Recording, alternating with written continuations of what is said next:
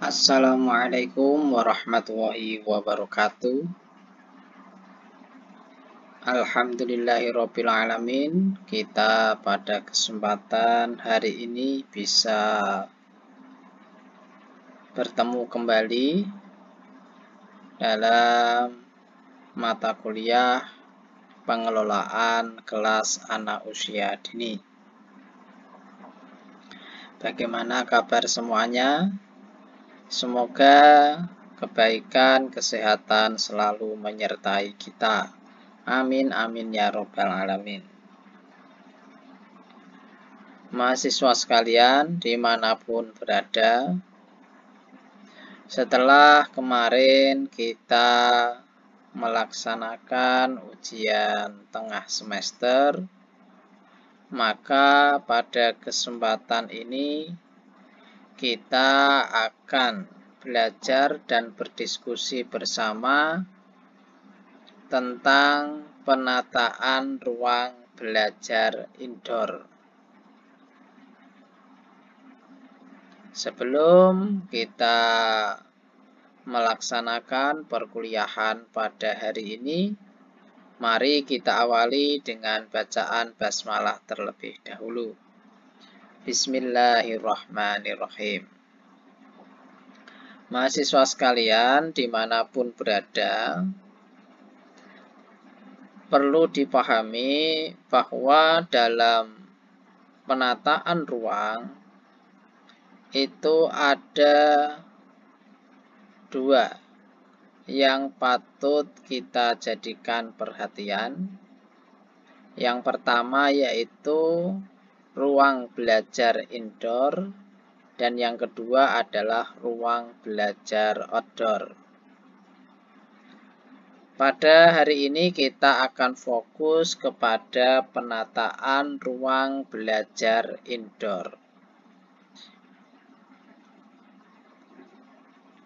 Ruang belajar indoor merupakan tempat dan sarana pembelajaran yang berada di dalam ruangan. Jadi, ruang belajar indoor di sini adalah tempat dan sarana pembelajaran yang berada di dalam ruangan, gitu ya. Artinya, dalam melakukan penataan nanti akan difokuskan pada sarana, gitu ya, yang berada di dalam ruangan. Ruang belajar indoor perlu ditata dan didesain yang menarik supaya anak dapat belajar dengan baik. Jadi nanti bagaimana ya mahasiswa itu bisa ya menata ruang belajar indoor itu dengan menarik, gitu ya, dengan kreativitasnya dan inovasinya, sehingga ruang belajar itu bisa didekorasi, bisa didesain, bisa ditata dengan menarik, sehingga anak nantinya dapat belajar dengan nyaman, dengan senang, sehingga pembelajaran pun berjalan dengan baik. Dalam penataan ruang belajar indoor harus memperhatikan keamanan dan kenyamanan anak. Nah, ini yang perlu nanti diperhatikan oleh mahasiswa. Artinya nanti ketika kalian nanti akan menata ruangan, begitu ya, yang perlu diperhatikan adalah keamanan dan kenyamanan anak dalam belajar.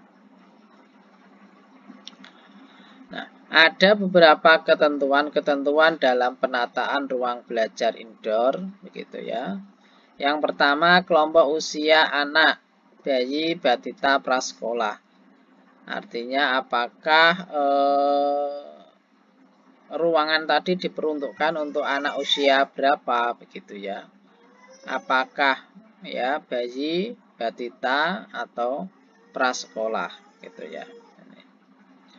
Jumlah anak yang akan dilayani, kebutuhan gerak setiap anak 3 meter persegi di luar yang terpakai loker dan perabotan lainnya. Ini adalah ketentuan idealnya seperti ini begitu ya. Namun semuanya nanti ditentukan berdasarkan jumlah anaknya gitu ya, berdasarkan jumlah anaknya berapa begitu. Kemudian nanti didasarkan kepada usia anak juga, itu juga mempengaruhi. Lamanya anak terlayani di lembaga PAUD, artinya berapa lama waktunya gitu ya. Dalam satu hari itu berapa jam gitu, itu juga akan mempengaruhi. Yang berikutnya dapat digunakan untuk berbagai kegiatan. Artinya dalam menata itu juga sebisa mungkin dibuat supaya anak bisa melakukan beberapa kegiatan. Tidak hanya satu kegiatan, tetapi beberapa kegiatan. Dan ruang intinya adalah ruang gerak anak itu tetap ada ya. Jadi ruang gerak anak itu tetap terlayani dengan baik. Yang selanjutnya adalah antar ruang kegiatan dibatasi loker setinggi anak saat berdiri agar dapat diobservasi oleh guru secara menyeluruh. Nah, ini dalam menata atau dalam menyekat ruangan gitu ya. Itu kalau mau dibatasi ya dengan lokernya ya nggak usah tinggi-tinggi ya, jadi setinggi anak sehingga guru dalam mengawasi kegiatan pembelajaran itu bisa dilakukan dengan mudah. Guru bisa mengamati seluruh anak ya dengan baik sehingga bisa memberikan layanan yang maksimal. Yang selanjutnya adalah penataan ruang. Itu harus memfasilitasi anak bermain sendiri, kelompok kecil dan kelompok besar. Ini juga perlu diperhatikan gitu ya. Jadi memang sebenarnya ruangan TK itu atau ruangan PAUD ya, itu memang seharusnya tidak penuh dengan meja dan kursi. Jadi ada sentra-sentra tertentu. Ya, jadi dibuat sentra-sentra sehingga anak nanti bisa melakukan aktivitas bermainnya itu ya dengan leluasa, apakah bermain sendiri, kelompok kecil, ataupun kelompok besar. Yang berikutnya dalam melakukan penataan juga harus diperhatikan keamanan, kebersihan, kenyamanan, serta ya kemudahan ya akses anak-anak, terutama adalah anak-anak berkebutuhan khusus gitu ya. Jadi semuanya harus ini ya, memperhatikan keamanan, kebersihan, kenyamanan, dan kemudahan dalam melakukan akses. Akses apa? Akses dalam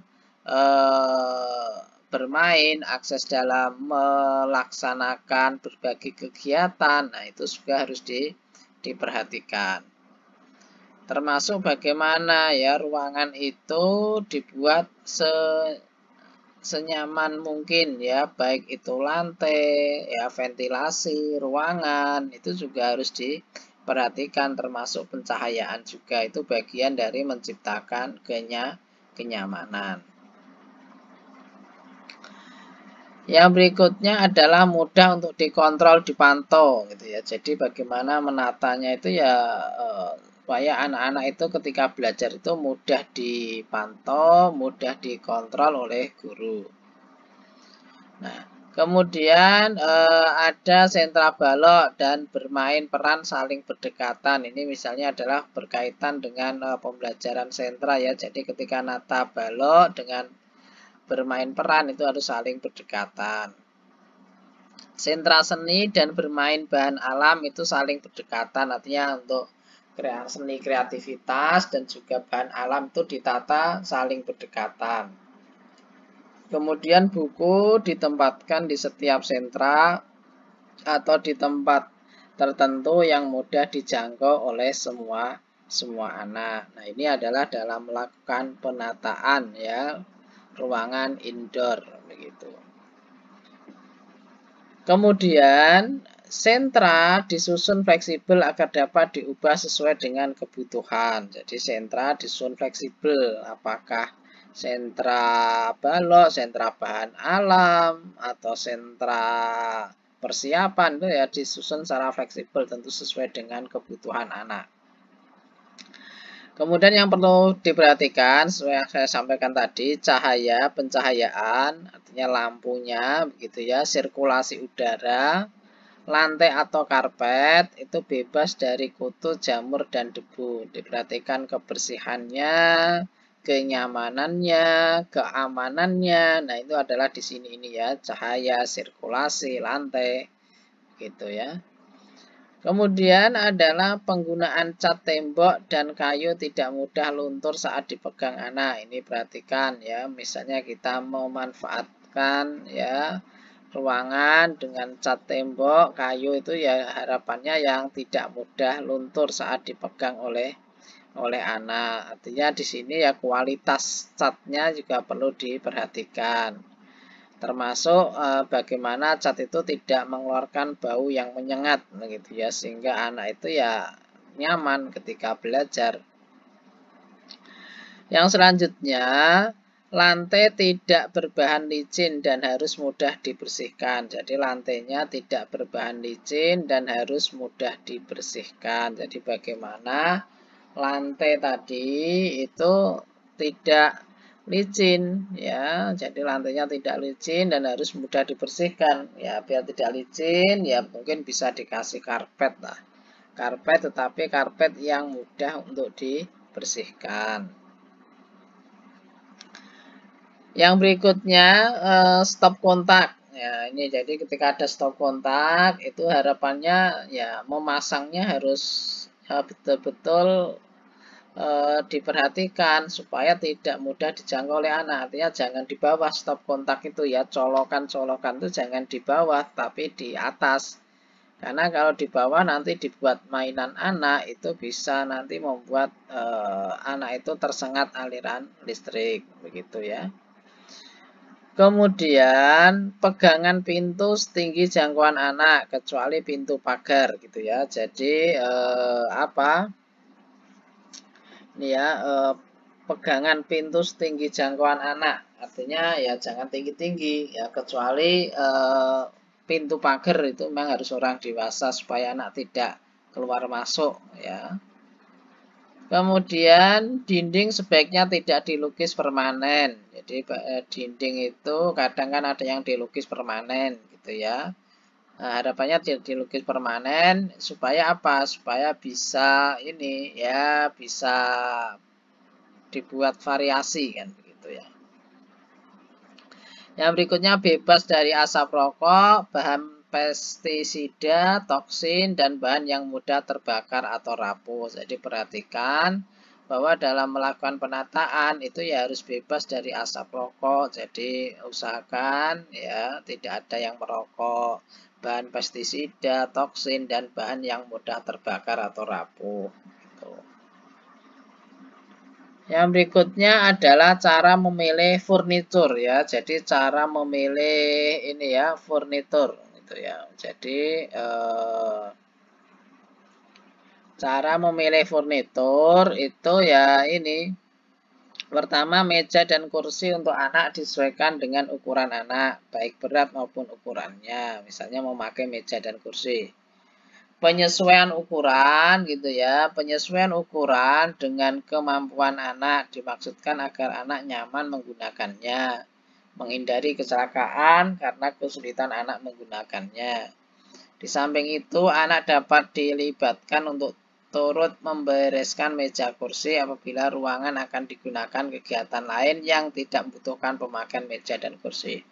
Nah, ini karena supaya bisa dipindah-pindah gitu ya, bisa diangkat dengan mudah, maka meja kursi ini ya menggunakan bahan yang mudah diangkat, yang ringan lah ya, yang ringan. Kemudian ya disesuaikan ukurannya sesuai dengan ukuran anak begitu, termasuk pewarnaannya sehingga nanti itu ketika akan digunakan kegiatan yang lain, misalnya untuk bermain ya atau pembagian kelompok itu mudah itu diangkat ya dan ditata kembali begitu. Yang berikutnya ujung meja dan kursi anak berbentuk tumpul tidak runcing. Jadi misalnya kita ingin membuat meja ya perhatikan supaya berbentuk tumpul ya, tidak runcing gitu ya. Kemudian loker tempat menyimpan alat main anak dan buku bacaan anak dibuat setinggi jangkauan anak ya, supaya apa? Supaya nanti anak bisa mengambil, bisa memilih dan juga bisa mengembalikan berbagai alat main yang digunakan oleh anak. Yang berikutnya adalah bila kursi plastik yang dipilih pastikan cukup kokoh dan tidak licin bila ditempatkan di atas lantai. Jadi bila kursi ya itu plastik yang dipilih pastikan cukup kokoh dan tidak licin bila ditempatkan di atas lantai. Jadi jangan sampai ketika didudukin anak nanti nggak kuat gitu ya, atau dudukin anak nanti malah apa istilahnya licin, terpleset gitu ya, sehingga membuat anak jatuh begitu. Yang berikutnya, bila alat furnitur yang dipilih berbahan kayu, pastikan cat yang digunakan aman bagi anak, tidak berbau, tidak mengandung toksin atau racun. Ini perhatikan ya, ketika anak-anak itu menggunakan furnitur dari kayu ya diperhatikan keamanannya, catnya, ujungnya gitu ya, sehingga nanti aman digunakan. Yang berikutnya, perhatikan permukaan furnitur kayu ya, permukaan kayu yang kasar dapat melukai anak. Jadi jangan sampai ada serabut-serabutnya gitu ya, furniturnya. Jadi harus betul-betul dipasah yang halus ya, diamplas sehingga nanti betul-betul aman digunakan oleh anak. Nah, yang berikutnya adalah penempatan dan penataan toilet. Gitu ya. Jadi selain memilih furnitur juga perlu dilakukan penempatan dan penataan toilet. Toilet anak terpisah dengan toilet orang dewasa. Ini ketika kita toiletnya lebih dari satu ya. Tapi kalau memang tidak ada ya sebisa mungkin tetap kebersihannya nanti yang dijaga gitu ya. Untuk toilet anak tidak memerlukan slot kunci, pintu toilet anak cukup setengah badan. Jadi bisa diawasi oleh guru gitu ya dari luar begitu ketika anak melakukan mungkin buang air kecil maupun buang air besar begitu. Yang berikutnya, ruangan toilet dekat dengan kegiatan anak agar mudah terawasi oleh guru. Jadi jangan jauh-jauh apalagi sampai di belakang gitu ya, jauh. Jadi usahakan dekat sehingga mudah dipantau oleh guru. Yang berikutnya tersedia air bersih yang bisa diakses anak secara mandiri. Ya, pastikan ya bahwa ada airnya, toiletnya ya, di baknya itu ada airnya sehingga nanti ketika buang air besar maupun kecil itu bisa segera disiram dan dibersihkan. Yang berikutnya, tersedia sarana pembersih sabun cair. Nah, ketika habis dari toilet kan harus cuci tangan, harus ada sabun cair, pengering tangan atau tisu untuk pembiasaan pola hidup bersih dan sehat. Jadi habis kamar mandi, cuci tangan, kemudian dikeringkan dengan tisu atau kain yang tersedia di lembaga. Yang selanjutnya adalah tersedia tempat pembuangan benda kotor, artinya ada bak sampah ya, ada tempat sampah ya, misalnya ada plastik ya atau apa itu bisa dimasukkan ke dalam tempat sampah yang tersedia di kamar mandi. Yang berikutnya adalah lantai diusahakan selalu kering agar tidak licin dan bebas dari bau. Jadi pastikan ya bahwa lantainya itu tidak berlumut ya, selalu dibersihkan ya dan kering supaya tidak licin dan juga bebas dari bau. Harusnya harus selalu dipel ya, harus selalu dipel supaya tidak bau begitu. Kemudian ukuran alat fasilitas kebersihan ya, sanitari sesuai dengan ukuran anak agar anak dapat menggunakan dengan mudah dan mampu membersihkannya sendiri dengan mudah pula. Kemudian Pencahayaan ruang toilet cukup baik dengan sirkulasi udara yang baik pula agar tidak mudah tumbuh jamur dan bau. Jadi usahakan ya pencahayaannya harus ada lampunya gitu ya, sehingga anak itu ketika berada di toilet ya terang, nyaman gitu ya, sehingga nanti anak itu ini ya mungkin tidak takut ya ketika berada di kamar mandi. Kemudian semua alat dan sanitary ya di ruangan mandi selalu terjaga kebersihannya. Artinya di sini prinsipnya adalah kamar mandi itu harus bersih, tidak berbau gitu ya, harus bersih, tidak berbau dan tidak licin. Nah, demikianlah tadi beberapa ya materi tentang penataan ya ruangan belajar indoor.